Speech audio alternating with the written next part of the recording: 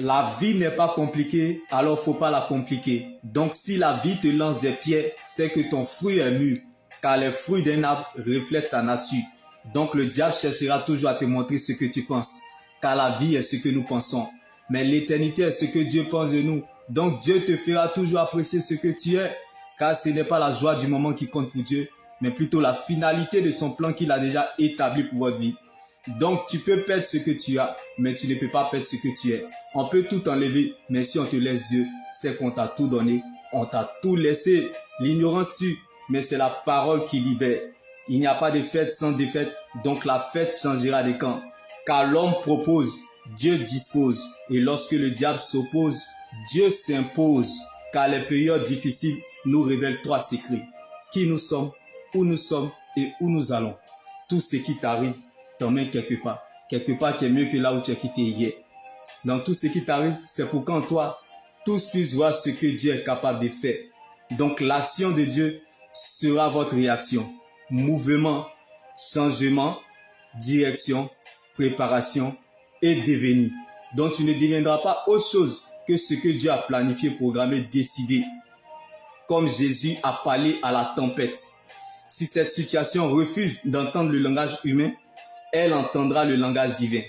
C'est la foi qui fait que ceux qui ont des problèmes dorment.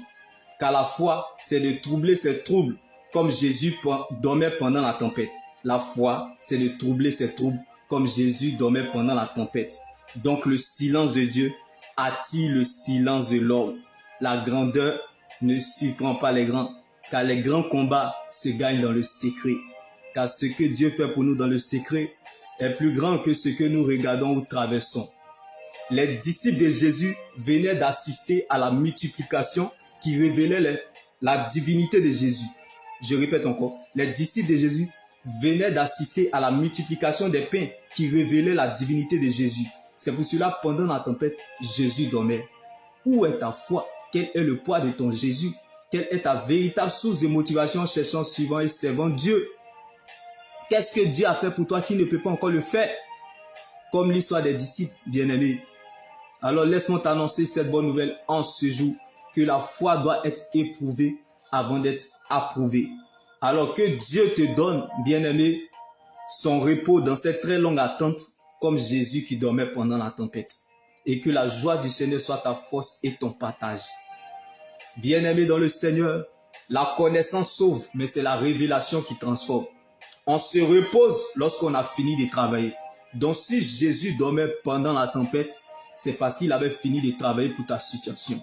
Donc regarde cette situation comme un match rediffusé, car tu as déjà le score de ce cas impossible depuis la croix de Golgotha.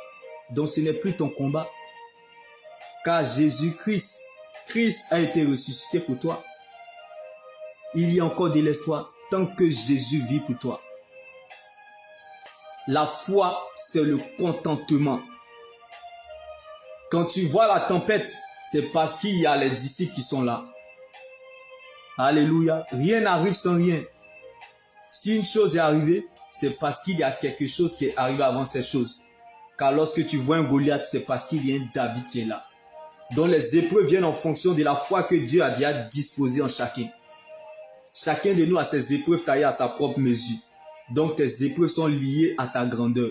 La grandeur ne surprend pas les grands. Donc le degré de tes épreuves est proportionnel à la gloire qui t'attend. Donc le problème n'est pas le problème, ni ce qu'on t'a fait. Mais le problème est ce que Dieu a dit à ton sujet. Tu ne deviendras pas autre chose que ce que Dieu a planifié, programmé, décidé. C'est parce que tu ne sais pas qui tu es. Sinon tu allais voir ce problème différemment en ta faveur. Car l'abondance de nos problèmes révèle que Dieu est avec nous. Car c'est Goliath qui a révélé David. La foi, c'est le contentement. Ce que tu as est plus grand que ce que tu cherches, espères ou attends, qui est le nom de Jésus-Christ. Notre autorité, sa parole est notre position, son sein est notre couverture, son esprit est notre force, la foi est notre victoire et la résurrection est notre liberté. Les fruits que nous recherchons pour notre liberté dépendent de notre relation avec Dieu. Car c'est de notre relation avec Dieu que découle tout le reste. Donc que Dieu prenne la forme de ce qui te manque, comme Jésus qui dormait pendant la tempête. Ces épreuves préparent la fête de ta résurrection. Donc laisse ces épreuves te conduire là où Dieu t'attend. Je prie que tu ailles là où Dieu te voit. Je prie que là où tu es soit le point de départ que Dieu utilise pour commencer une grande histoire dans le monde.